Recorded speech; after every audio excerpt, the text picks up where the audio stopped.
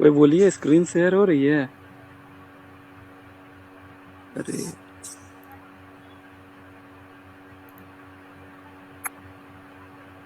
कोई कुछ बोले।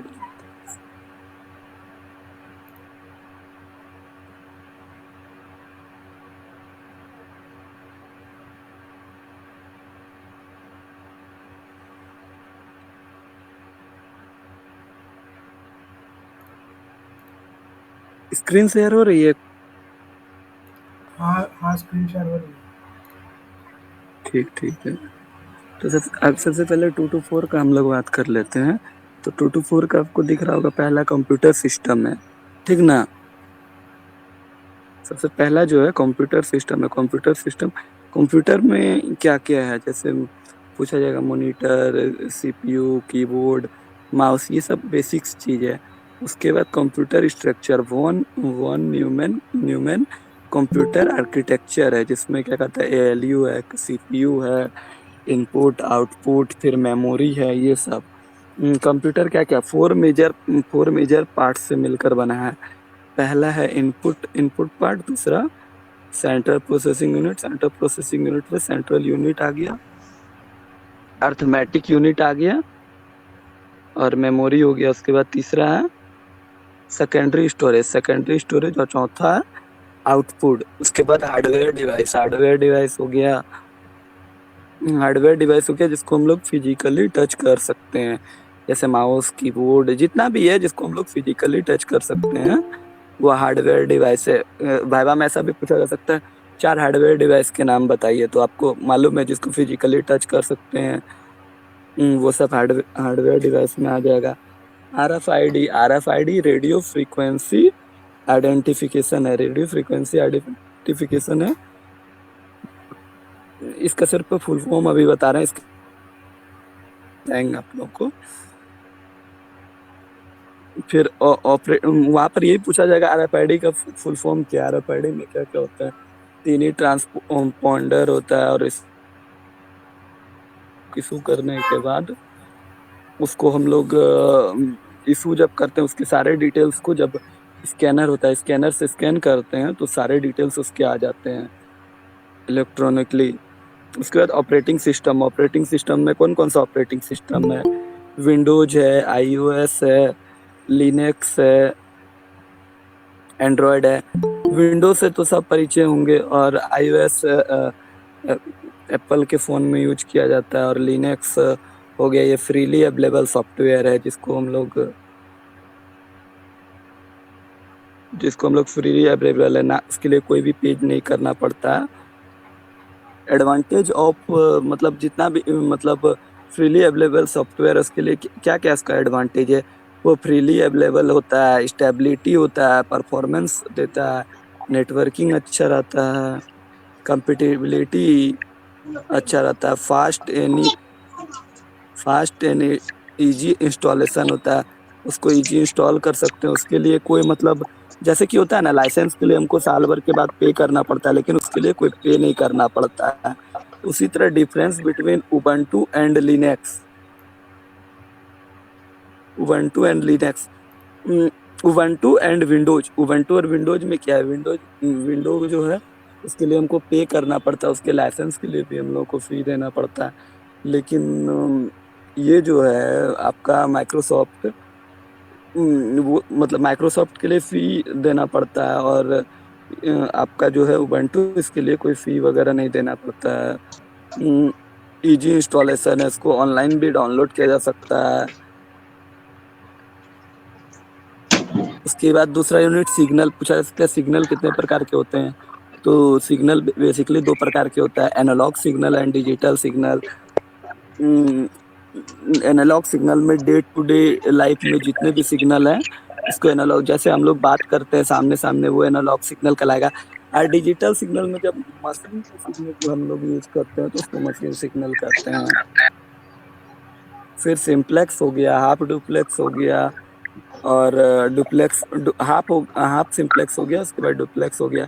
सिंप्लेक्स में जो होता है, only one way of one way of communication होता है उसमें।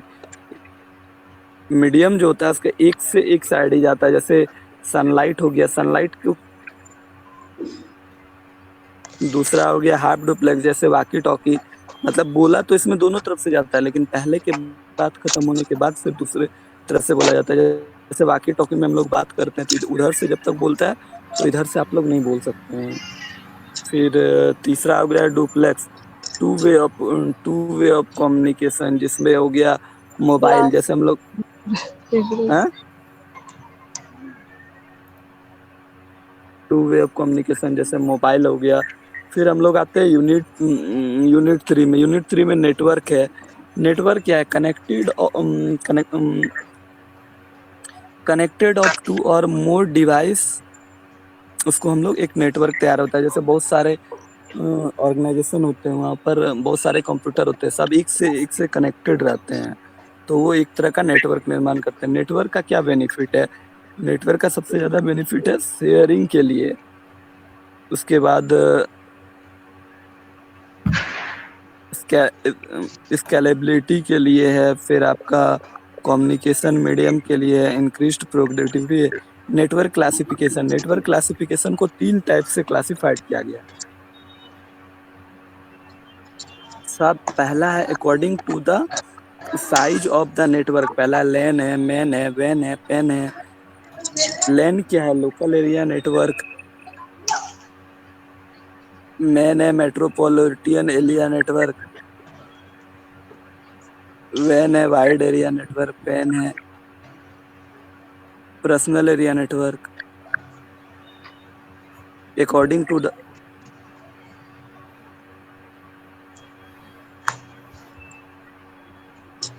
According to the type of connection, connection wired network है, वायरलेस नेटवर्क है। According to the type of, according to the function और रिलेशनशिप, उसमें पीर टू पीर नेटवर्क है, client server network है।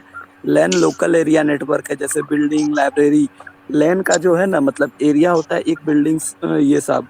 Metropolitan का जो होता है 5 to 50 किलोमीटर रेडियस होता है, यानी कि पूरे सर्कल में वो कर सकता है। वाइड एरिया नेटवर्क हुआ मतलब country to country, state to state हम लोग उसको यूज करते हैं। पेन पर्सनल के लिए होता है।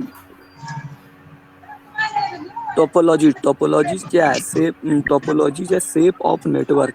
नेटवर्क जो शेप बनाता है उसको हम लोग टोपोलॉजी कहते हैं। उसमें सबसे नेटवर्क जो शेप बनाता है उसको टोपोलॉजी कहते हैं। उसमें बस टोपोलॉजी है, रिंग टोपोलॉजी है, ट्री टोपोलॉजी है, मेश टोपोलॉजी। बस टोपोलॉजी में क्या रहता है, एक सिंगल वायर रहता है, उससे पूरा कनेक्टेड रहता है। Ring topology in the shape of ring, जब रिंग का शेप बनाता है तो उस लोग रिंग टोपोलॉजी कहते हैं। Tree topology, tree topology tree के शेप में होता है। मेश टोपोलॉजी पूरा मेश रहता है, उसको किसी से भी कोई कोई कनेक्टेड रहता है। उसी तरह फिर कंजर्वेंस है, इसमें फिर कन्वर्जेंस है। कन्वर्जेंस में क्या होता है, जब मतलब बहुत सबसे पहले मतलब मतलब पुराने समय में ऑडियो के लिए एक डिवाइस होता था, वीडियो के लिए एक डिवाइस होता था, कैमरा अलग होता था, वॉच अलग होता था, कैलकुलेटर अलग होता था। लेकिन आज के समय में क्या हुआ, audio video camera watch calculator सबको मिला के मोबाइल बन गया। तो इसी को कंजर्वेंस कहते हैं। बहुत सारे मतलब जो फीचर्स है उसको एक ही डिवाइस में सेट करना कन्वर्जेंस कहलाता है। उसके बाद यूनिट 5 में लिब्रे ऑफिस है। सर मेश टोपोलॉजी फिर से एक्सप्लेन कर दीजिए सर। मेश टोपोलॉजी होता है ना, उसमें हम लोग कौन सा तार किससे कनेक्टेड रहता है ये नहीं मालूम चलता है। मतलब मेश टोपोलॉजी, मेश रहता है पूरी तरह से, मेश रहता है ना। मेश मतलब क्या हुआ, सब पूरी चीज तरह का से जो मिश्रित। मिक्सअप टोपोलॉजी इसका होता है वो। छोर उससे भी कनेक्टेड है, उसका छोर उससे भी जी जी कनेक्टेड है, उसका छोर इससे भी। अगर साधारण भाषा में हम लोग कहें तो इसका छोर जी। उससे कनेक्टेड है, उसका छोर उससे कनेक्टेड है। इसमें अगर एक खराब होता है ना तो दूसरा से मतलब काम चल सकता है, ऐसा नहीं है। और इसमें इसका सब लोग, इसका अगर हम लोग खोजना चाहें कि कौन सा मतलब कौन सा में प्रॉब्लम है तो उसको खोजने में थोड़ा समस्या होता है, क्योंकि कौन सा किससे कनेक्टेड है ये भी नहीं मालूम चलता है। एक से दूसरा, दूसरा से तीसरा, ऐसा कुछ नहीं रहता है। कोई किसी से भी कनेक्टेड हो सकता है, कोई तरह का शेप वैसा नहीं रहता है, मेश रहता है पूरी तरह से। उसके बाद हम लोग यूनिट 5 में आते हैं जो लिब्रे ऑफिस है। लिब्रे ऑफिस एक तरह का सॉफ्टवेयर है जो लाइक है माइक्रोसॉफ्ट की तरह। जैसे माइक्रोसॉफ्ट में माइक्रोसॉफ्ट ऑफिस है, माइक्रोसॉफ्ट ऑफिस है, उसमें माइक्रोसॉफ्ट वर्ड है, माइक्रोसॉफ्ट पावर पॉइंट है, माइक्रोसॉफ्ट एक्सेल है, और भी है उसमें क्वेंट है, ये सब है। उसी तरह लिब्रे ऑफिस है। लिब्रे ऑफिस मतलब फ्रीली अवेलेबल सॉफ्टवेयर है, जिसके लिए हम लोगों को कोई चीज पेड नहीं करना पड़ता है। तो कंपोनेंट ऑफ लिब्रे ऑफिस में सबसे पहला राइटर आता है, जिसको वर्ड प्रोसेसर कहते हैं, राइटर। दूसरा आता है कैल्क, जिसको स्प्रेडशीट कहते हैं। तीसरा इम्प्रेस, जिसको प्रेजेंटेशन कहते हैं। चौथा ड्रॉ, ड्रॉ में होता है वेक्टर, ग्राफ, ये सब बनाने में हम लोग यूज करते हैं। पांचवा है हम लोग बेस, जिसमें डाटाबेज वगैरह हम लोग मैनेज करते हैं। उसके बाद मैथमेटिकल फार्मूला के लिए फार्मूला एडिटर होता है, जिसको मैथ हम लोग कहते हैं। एडवांटेज ऑफ लिब्रे ऑफिस क्या है? No licensing fee requirement, open source, वो मतलब उसके लाइसेंस कोई नहीं। जैसे कि हम लोग कोई भी सॉफ्टवेयर लेते हैं, जैसे आप लोग बहुत लोग एंटीवायरस यूज करते होंगे, तो एंटीवायरस का एक समय होता है, 1 साल तक अगर हम लोग यूज कर लेते, हम लोग दूसरे इसमें जाते हैं, दूसरे ईयर में, तो उसको फिर हमको उसके लिए रिन्यूअल कराना पड़ता है। लेकिन लिब्रे ऑफिस में वैसा कुछ नहीं है, उसको फ्रीली आप डाउनलोड कर सकते हैं, फ्रीली यूज भी कर सकते हैं। नो लाइसेंसिंग फी रिक्वायरमेंट, ओपन सोर्स सॉफ्टवेयर है, क्रॉस प्लेटफॉर्म है, उसमें हमेशा चेंजेज होता रहता है। एक्सटेंसिव लैंग्वेज, लैंग्वेज भी बहुत सारा सपोर्ट करता है, इंटीग्रेशन होते रहता है। ग्रेजुएटी, नो वेंडर लॉक इन, मतलब कोई वेंडर उसमें आपका ये नहीं कर सकता, आप खुद से भी एडिट कर सकते हैं, आपको कुछ नया चीज चाहिए तो। यू हैव ए वॉइस, ठीक है। फिर यूनिट 6 है डाटाबेस मैनेजमेंट। एक सेकंड, इसके लिए हम निकाल लेते हैं इंग्लिश सॉल्यूशन।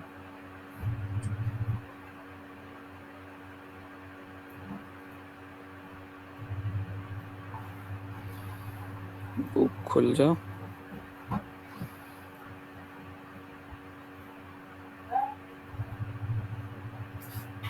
2 to 4 पढ़ा रहे थे ना, ब्लॉक 2। तेरा सा नेटवर्क स्लो है, बस खुल रहा है अभी।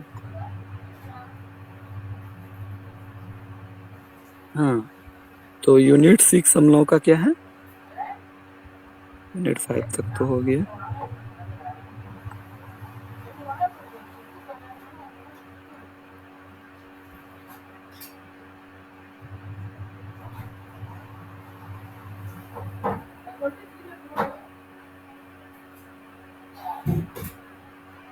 हाँ, तो उसमें हम लोगों का क्या है, मतलब डाटाबेस मैनेजमेंट। तो डाटा को जो हम लोग मैनेज करते हैं, डाटाबेस मैनेजमेंट वही है। फाइल ओरिएंटेड अप्रोच, इतना नहीं पढ़ना है, भाई में इससे ज्यादा नहीं पूछा। बहुत ज्यादा से डीबीएमएस का फुल फॉर्म क्या है? Database management system. डाटाबेस को क्यों यूज करते हैं? तो डाटा को सुरक्षित रखने के लिए, यही सब है। सर इग्नू पे वाइवा होता है? हाँ? इग्नू में वाइवा होता है? इस साल तो हो रहा है, क्योंकि कोविड का सिचुएशन है, तो वाइवा तो हो रहा है। वैसे ये सब क्वेश्चन आप लोग बाद में कर लीजिएगा थोड़ा सा, बस ये सब बता दे रहे हैं। उसके बाद correctivities of data, data in database, उसमें क्या क्या कैरेक्टरिस्टिक्स है डाटाबेस का?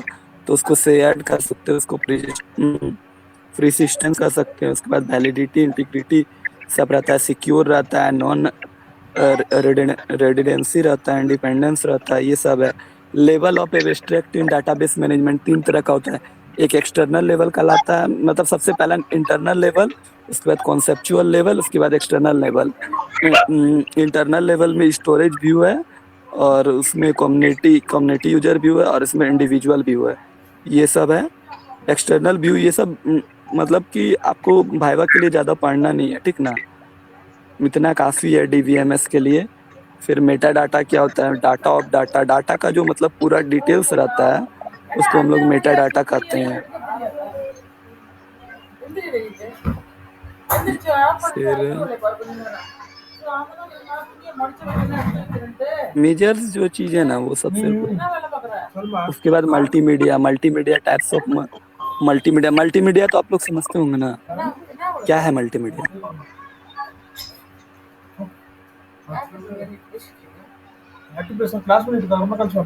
मीडिया क्या है?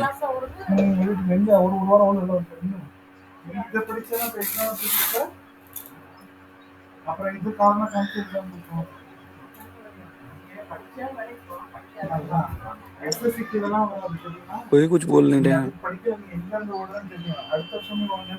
जितना भी देखिए टेक्स्ट मतलब main types of media, text हुआ, नंबर हुआ, हाइपर टेक्स्ट हुआ, ऑडियो हुआ, इमेज हुआ, बिट मैप्ड ग्राफिक्स हुआ, वेक्टर ग्राफिक्स हुआ, एनिमेशन, वीडियो, ये सब मीडिया में आता है।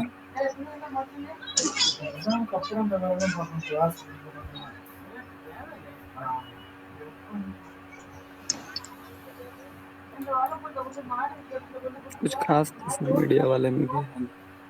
Software resource unit,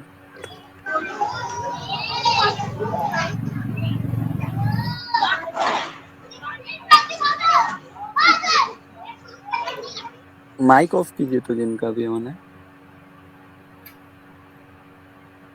network topology जो बताया, नेटवर्क टोपोलॉजी सेम वही है, उसी के बारे में बताया गया। नेटवर्क टोपोलॉजी का ऑब्जेक्टिव क्या है, इसको पढ़ने का ऑब्जेक्टिव क्या है, फिजिकल एंड लॉजिकल टोपोलॉजी, उसी तरह fully connected topology, star topology, hubs and switches, bus topology, जैसा टोपोलॉजी बताया ना उसमें वही सब है। हाइवा में इतना ज़्यादा पूछा नहीं जाता है, ठीक ना, क्योंकि अगर पूरा बताएंगे तो एक बहुत बड़ा क्लास हो जाएगा। टोपोलॉजी तो बहुत बड़ा का यूनिट है। 9 है आपका communication protocol and network addressing. जैसे आईपी एड्रेस किसी भी मतलब डिवाइस के लिए क्या होता है, मतलब उसका आइडेंटिफिकेशन के लिए होता है।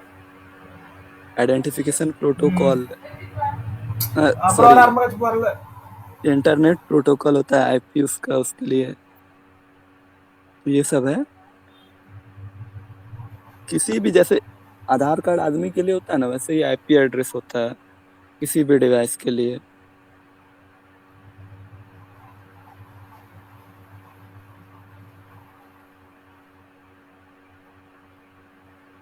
क्लाइंट बहुत सारे हो सकते हैं, लेकिन सर्वर एक ही रहेगा। जो सर्वर पे चलेगा वही क्लाइंट पे चलेगा। एक बार सर्वर में अगर प्रॉब्लम आ जाता है तो पूरा क्लाइंट में, अगर सर्वर से गलत चीज शेयर हो जाता है तो क्लाइंट पे भी गलत चीज जाएगा।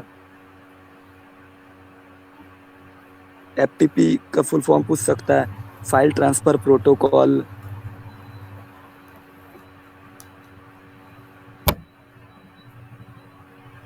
एटीएम क्या है?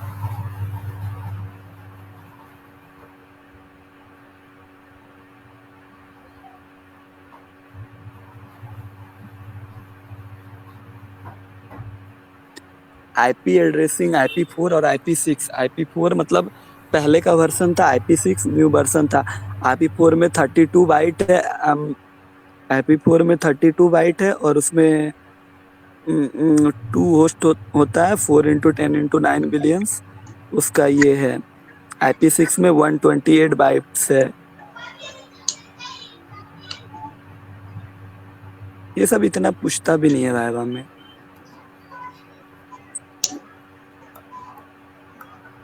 प्रोटोकॉल आर्किटेक्चर ये भी नहीं पूछेगा।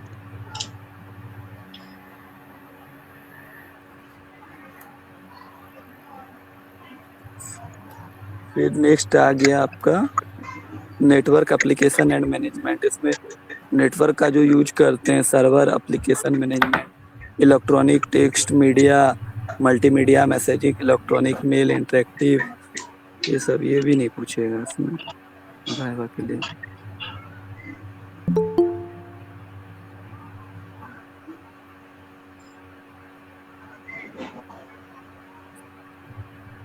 नेटवर्क सिक्योरिटी, पहले सिक्योरिटी सब नहीं पूछेगा।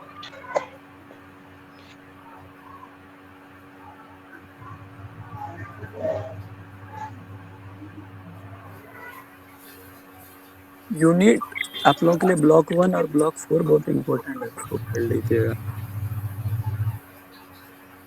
ईमेल जनरली सबको मालूम ही होगा कि क्या है email. Need of email, email से हम लोग कोई भी चीज भेजते हैं। ये सब है। Type of email servicing, email account, messaging, ये सब तो नॉर्मल चीज़ है, इसमें तो कुछ है नहीं।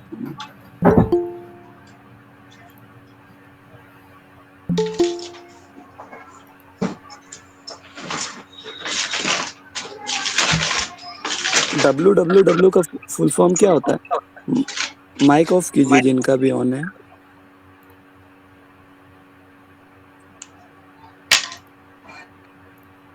वर्ल्ड वाइड वेब हो गया, कम्युनिकेशन आर्किटेक्चर, इसमें भी कुछ types of markup language. Markup language कितने तरह का होता है? एक हो गया hyper text markup language, HTML,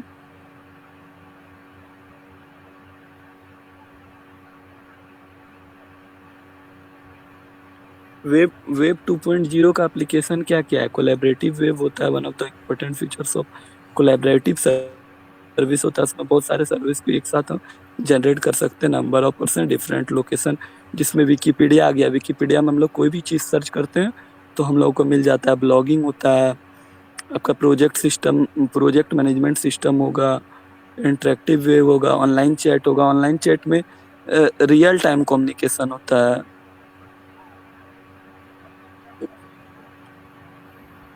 Facebook है, सोशल मीडिया में आ गया।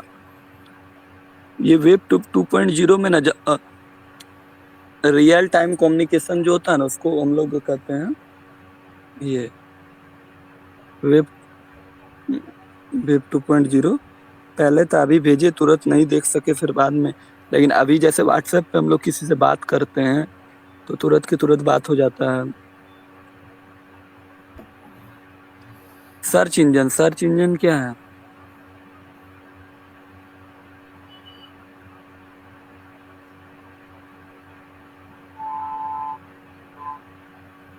कौन लोग ये क्लास के? सर्च इंजन क्या है?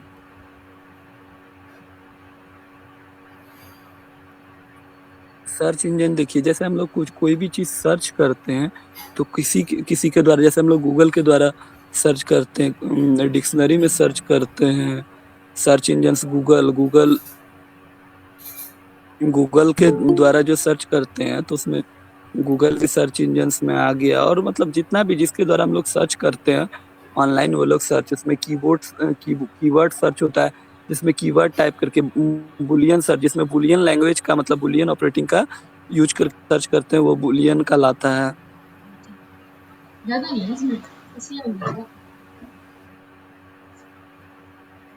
और तो कुछ इसमें है नहीं 2 to 4 में। सर बुलियन लैंग्वेज क्या होता है? कौन सा? बुलियन लैंग्वेज चल रही है बुलियन लैंग्वेज। हाँ दे रहे हैं, एक सेकंड। बुलियन लैंग्वेज देखिए, जब लॉजिकल वे में हम लोग सर्च करते हैं ना, बुलियन जी। लॉजिकल एंड और नॉट, मतलब जैसे कि कोई चीज हमको सर्च करना है तो उसको हम मतलब एंड और का प्रयोग करके, नॉट का प्रयोग करके जो करते हैं ना, वो सब बुलियन ऑपरेटर्स के इसमें आता है। कीवर्ड सर्च में होता है कि हम लोग एक कीवर्ड दे दिए, बस उसी कीवर्ड के अनुसार हम लोग सर्च कर रहे हैं। अप्रोक्सीमिटी में होता है कि अप्रोक्सीमिटी 2 प्रकार का होता है, एक नियर प्रॉक्सिमिटी होता है, एक एग्जैक्ट प्रॉक्सिमिटी होता है। नियर प्रॉक्सिमिटी में ऐसा होता है कि जैसे आप सर्च किए, कॉलेज एंड लाइब्रेरियन सर्च किए, तो उसमें आएगा कॉलेज लाइब्रेरियंस और college for librarians, college of librarians. लेकिन एग्जैक्ट में क्या होगा? College with the librarians, college of Indian librarians, ये सब आएगा इसमें। नहीं, ये 2 to 4 में इससे ज्यादा भाई में कुछ नहीं पूछा जाता। 2 to 9 का भाई हो गया आप लोगों का?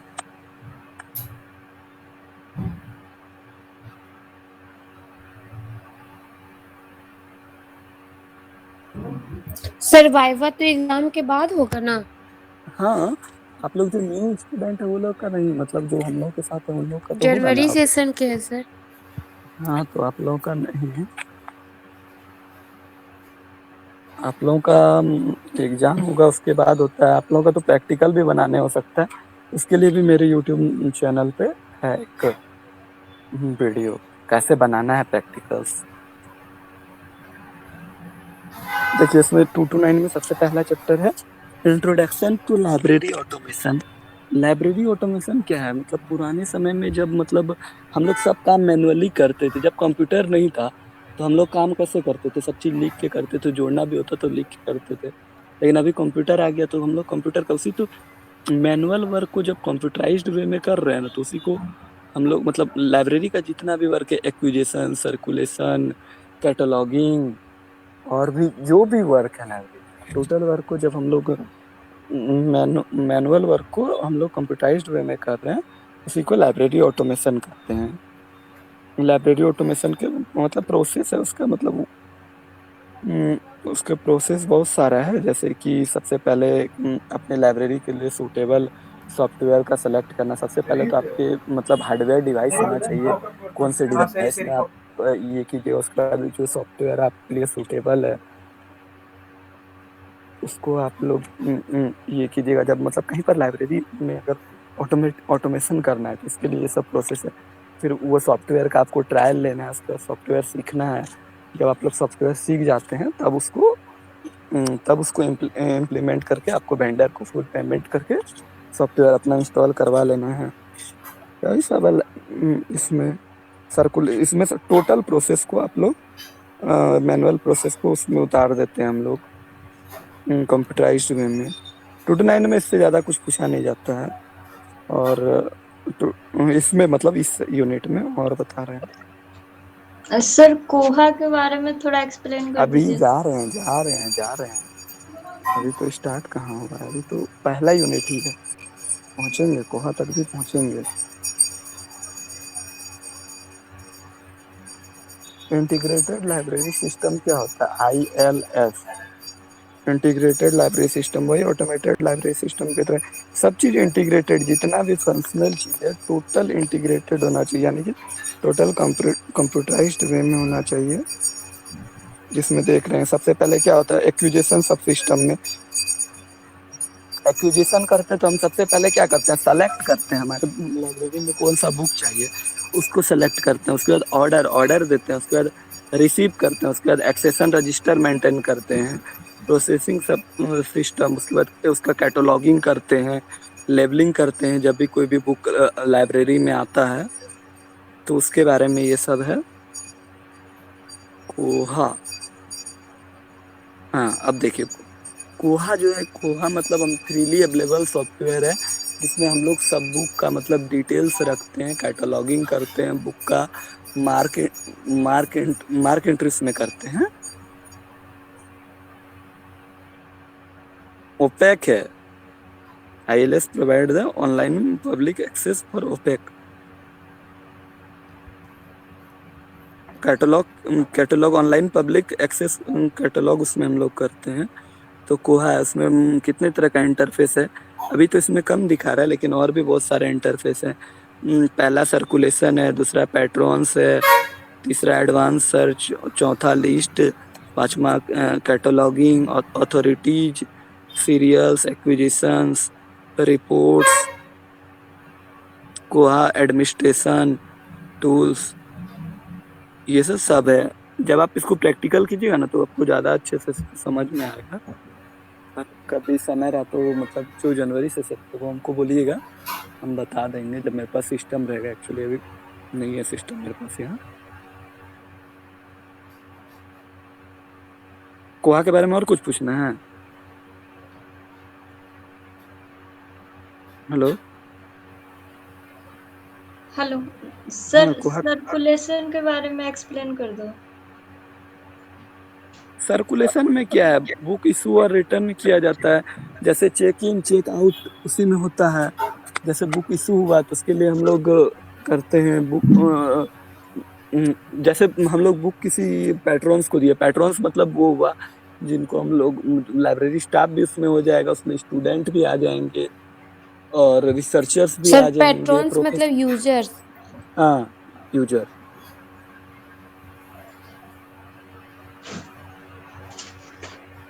तो ये सब आ जाएंगे और उसी को ना हम लोग बुक देंगे जो हमारे यूजर्स होंगे। तो सर्कुलेशन में हम लोग बुक का इशू और रिटर्न करते हैं। अब पैट्रॉन्स में हम लोग वो बनाते हैं एडवांस सर्च में कुछ भी मतलब ऐसा सर्च करने का रहा, लिस्ट में कैटलॉगिंग में हम लोग कैटलॉगिंग करते हैं। और देखिए कोहा एडमिनिस्ट्रेशन में हम लोग जाके अपना लाइब्रेरी क्रिएट कर सकते हैं, लेकिन हम लोग तो डेमो वर्जन यूज करते हैं सिर्फ पढ़ने के लिए। जब वहां पर जाइएगा काम करने के लिए तो आपको खुद का लाइब्रेरी क्रिएट करना होगा। सर कोहा भी फ्री सॉफ्टवेयर है ना? हाँ, फ्रीली अवेलेबल सॉफ्टवेयर है। यस। एक फ्रीली अवेलेबल होता है, एक प्रोप्राइटरी सॉफ्टवेयर होता है। अभी और आगे जा ही रहे हैं उस पर। कोहा के बारे में, कोहा का एडवांटेज वगैरह तो आप लोग खुद से बता सकते हैं। फ्रीली अवेलेबल है, उसके लिए कोई पे नहीं करना पड़ता, उसको आप एडजस्टमेंट कर सकते हैं अपनी तरफ से, अपना लाइब्रेरी उसमें बना सकते हैं।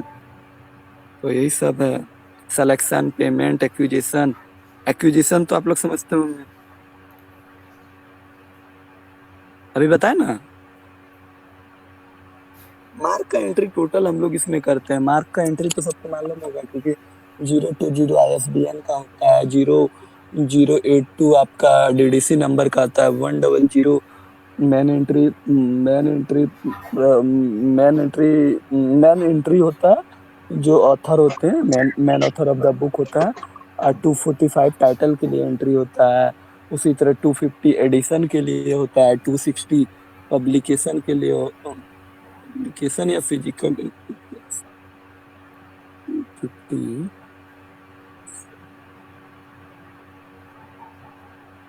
थोड़ा सा दिमाग से निकल रहा है।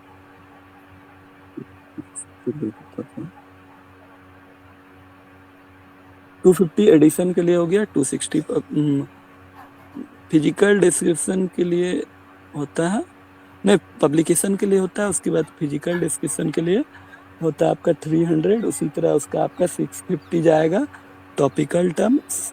उसके बाद 700 जाता है अदर देन जो भी होता है, ये सब है। तो हमें से एंट्री होता है।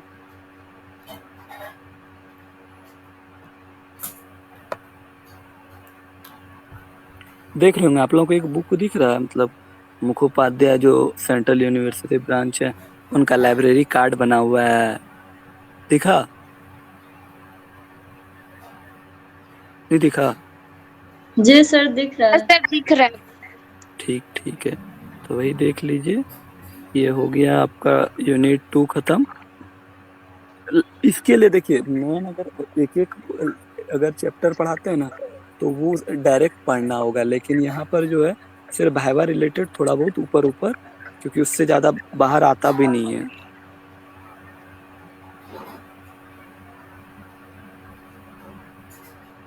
ये आपका चैप्टर है लाइब्रेरी ऑटोमेशन सॉफ्टवेयर पैकेज। तो सबसे पहले कंप्यूटर सॉफ्टवेयर लेगा, सिस्टम सॉफ्टवेयर। एक सिस्टम सॉफ्टवेयर होता है, एक एप्लीकेशन सॉफ्टवेयर। तो इसमें हम लोग लिनक्स का यूज करते हैं। जैसे हम लोग का होता है ना मोबाइल के लिए एंड्रॉयड होता है ना, एंड्रॉयड के ऊपर ना जो जो एप्लीकेशन होता है उसका हम लोग यूज करते हैं।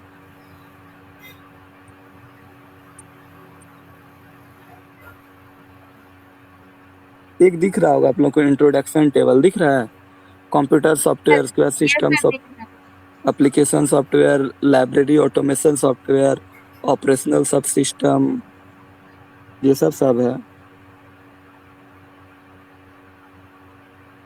सर सिस्टम सॉफ्टवेयर मतलब जो सिस्टम में पहले से अवेलेबल है? नहीं, सिस्टम सॉफ्टवेयर वो हुआ ना, जैसे कि देखिए हम लोग माइक्रोसॉफ्ट पे चलाते हैं ना लैपटॉप, फोन किस पे चलाते हैं? एंड्रॉयड पे चलाते हैं, कोई iOS पे होता है, वो हो गया। लेकिन एप्लीकेशन जो हुआ ना उसमें जो, जैसे कि अब हम लोग व्हाट्सएप डाउनलोड किए, फेसबुक डाउनलोड किए, ये सब एप्लीकेशन सॉफ्टवेयर में आ गया। जनरेशन ऑफ पैकेज ये सब है। Categorisation of ILS, integrated library, इतना नहीं पूछा जाता है उसमें कि इतना डिटेल बताइए। ज़्यादा से ज़्यादा कोहा के बारे में पूछा जाएगा, ग्रीन स्टोन के बारे में बताया जाएगा, जिसके बारे में हम आपको बताएंगे अभी।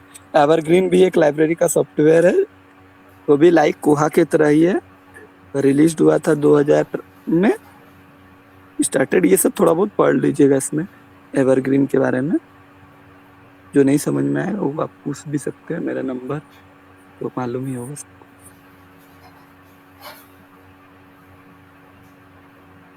गाजर है ना इसका ग्रीन का, फिर कोहा के बारे में दिया हुआ है, मेजर फीचर्स, को एडमिनिस्ट्रेशन में क्या करते हैं, बेसिक पैरामीटर्स। देखने रहा भाईवा में कोई भी क्वेश्चन पूछेगा तो छोटा सा क्वेश्चन बस उठा के पूछेगा। लिप्सिस भी उसी तरह का सॉफ्टवेयर है, स्लीम है, सॉल है, प्रोप्राइटरी सॉफ्टवेयर है, ये सब इसके लिए हम लोग को पे करना पड़ता है, ठीक ना। सॉल जो लाया गया है,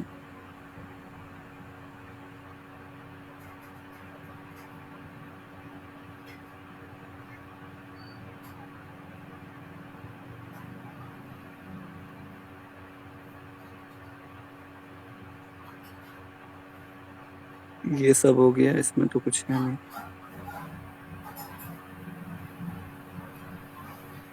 और आगे देखते हैं यूनिट 4। हाँ, यूनिट 4 में लाइब्रेरी हर बार ओपन सोर्स का मतलब बहुत लोग नहीं समझ रहे। ओपन सोर्स का क्या मतलब है, कोई पता है? हेलो, ओपन सोर्स का क्या मतलब है? कोई नहीं है क्या? एप्लीकेशन खोलना है। ओपन सोर्स का मतलब एप्लीकेशन खोलना है। ओपन सोर्स का मतलब है जो फ्रीली अवेलेबल है, उसको कोई भी डाउनलोड कर सकता है, कोई भी शेयर कर सकता है, उसके लिए कोई चार्जेज नहीं लगता है, उसमें कोई भी एडिटेड किया जा सकता है। जो अपने मन से आपको एडिशन करना है आप एडिशन कर सकते हैं, उसके लिए किसी का अप्रूवल का जरूरत नहीं है। ये है ओपन सोर्स के बारे में।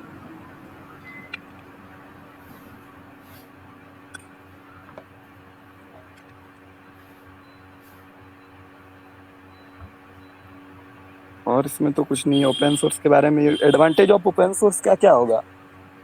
सर फ्रीली अवेलेबल है। हाँ, और इसके लिए लाइसेंसिंग फी नहीं चाहिए, इसको शेयर हाँ, करने के इसके लिए लिए किसी का परमिशन नहीं चाहिए। इसको आप अपने अनुसार आप एडिटेट कर सकते हैं, ये सब।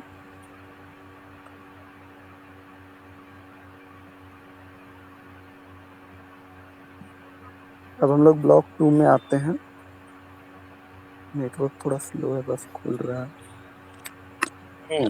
ब्लॉक 2 में सबसे पहले डिजिटल लाइब्रेरी। डिजिटल लाइब्रेरी क्या होता है, कोई भी बताए? बताएं।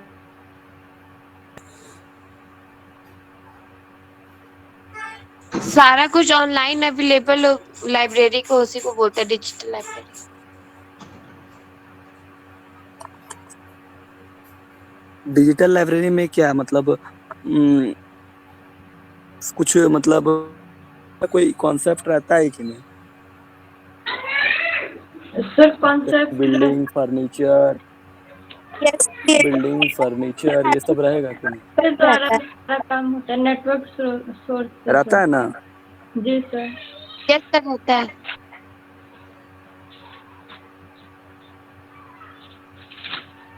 Digital collection versus digital library, ये सब टाइप ऑफ डिजिटल लाइब्रेरी देखिए। सबसे पहले डिजिटल लाइब्रेरी था एलिनोर गुटनबर्ग।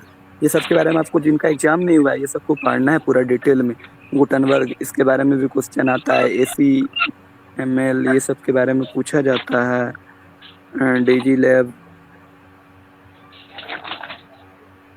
डिजिटल लाइब्रेरी में जिसमें हम लोग लाइब्रेरी क्रिएट करते हैं खुद से, उसमें अपना बनाते हैं। देखिए बता रहे हैं कौन कौन से लाइब्रेरी है। Major digital library initiative Thomas है। British libraries digital libraries programme है। कैलिफोर्निया लाइब्रेरी है, California digital library. Google digital library of Alexandria Gutenberg है।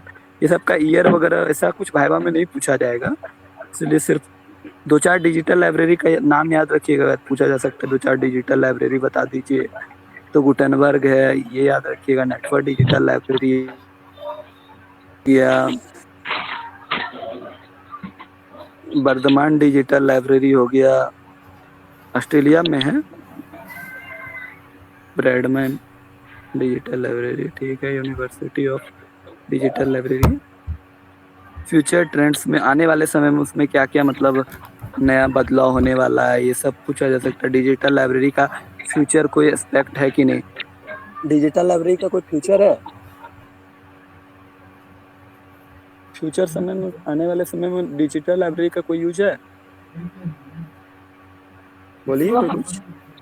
सर बहुत ज्यादा यूज है और आगे सर यूज है। आज देखिए जैसे कोविड का इरा डिजिटल लाइब्रेरी का बहुत ज्यादा यूज बढ़ गया, बढ़ा कि नहीं? Yes sir. इसके बाद डिजिटाइजेशन प्रोसेस है, इसमें क्या क्या है?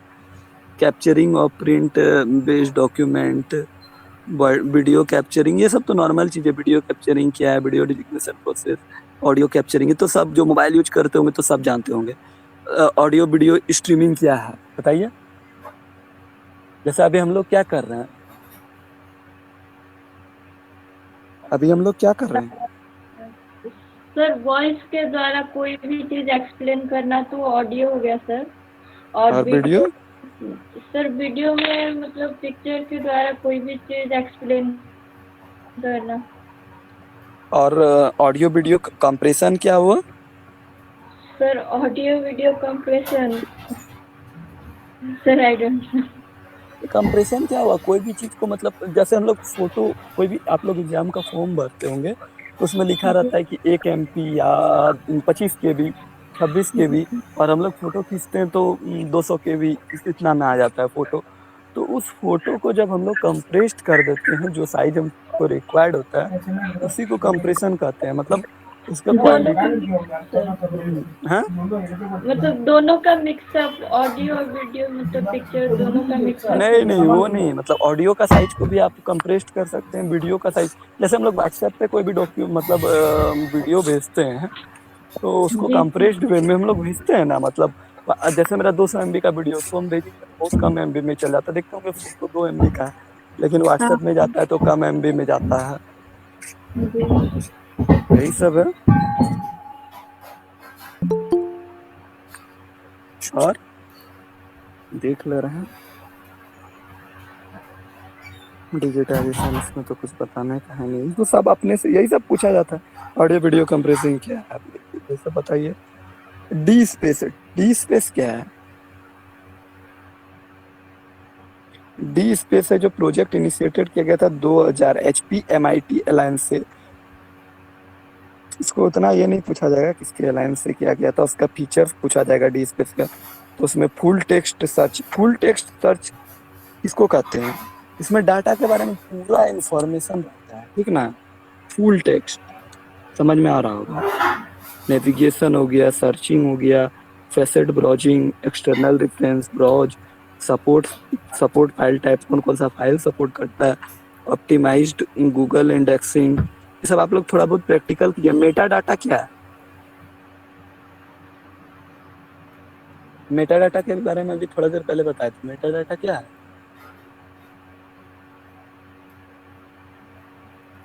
मेटा डाटा क्या है? किन्हीं को नहीं मालूम है?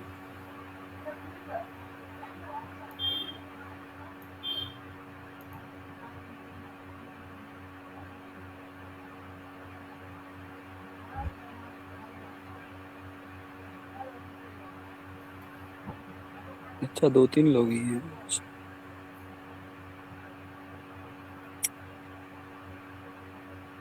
मेटा डाटा है, देखिए डाटा के बारे में पूरी इंफॉर्मेशन जो रखता है उसको मेटा डाटा कहते हैं। किसी डाटा का जो डाटा होता है, डाटा ऑफ डाटा को मेटा डाटा कहते हैं।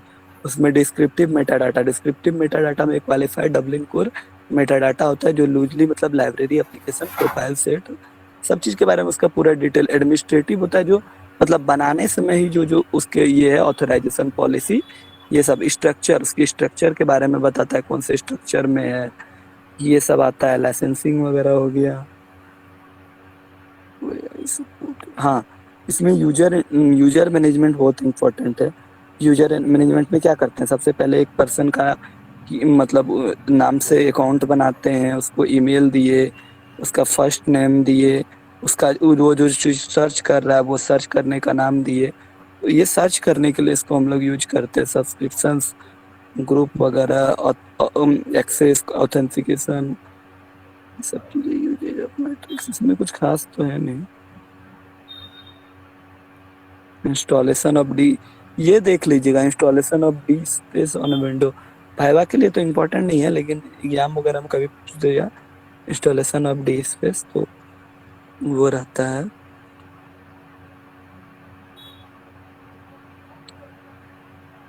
तो यूनिट 7 हम लोग का खत्म हो गया। यूनिट 8 में क्या है, हाँ, GSDL, ये बहुत इम्पोर्टेंट है। Green stone digital library. इसमें हम लोग अपना लाइब्रेरी क्रिएट करते हैं। ये भी ओपन सोर्स है, मल्टी लैंग्वेज सॉफ्टवेयर, एक साथ बहुत सारे काम कर सकते हैं। Issued under the terms of GNU general public license, building distribution digital library के DM of green library empower users, ये सब है। CD-ROM है इसमें। एडवांटेज ऑफ GSDL क्या है, ये FOSS, FOSS का फुल फॉर्म किन्हीं को मालूम है?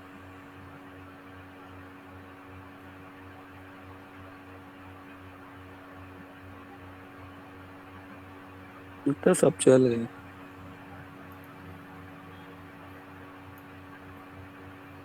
टेक्निकल फीचर्स इसमें, इसका क्या क्या टेक्निकल फीचर्स है, मल्टी प्लेटफॉर्म है, मतलब multi platform user friendly application. इसमें कोई भी चीज में हम लोग यूज कर सकते हैं। मैक OS, इंटरऑपरेबिलिटी, इंटरफेस है, मेटा डाटा फॉर्मेट्स है, डॉक्यूमेंट फॉर्मेट्स। हम लोगों के एग्जाम में इस बार डॉक्यूमेंट फॉर्मेट्स पूछ दिया था। डिफाइन GSDL इन डॉक्यूमेंट फॉर्मेट। अब इंस्टॉलेशन ऑफ GSDL बहुत ईजी है, इसको इंस्टॉल करना। हम लोगों ने तो इसका वीडियो भी आपको मिल जाएगा मेरे यूट्यूब पे, ऐसे इंस्टॉल करके हम लोगों ने यूज किया है इसको।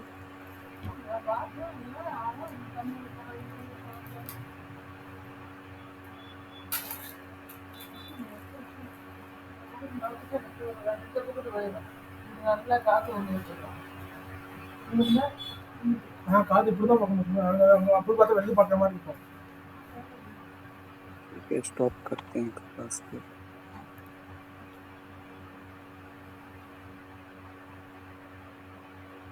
ठीक है रंजीत जी, क्लास स्टॉप करते हैं।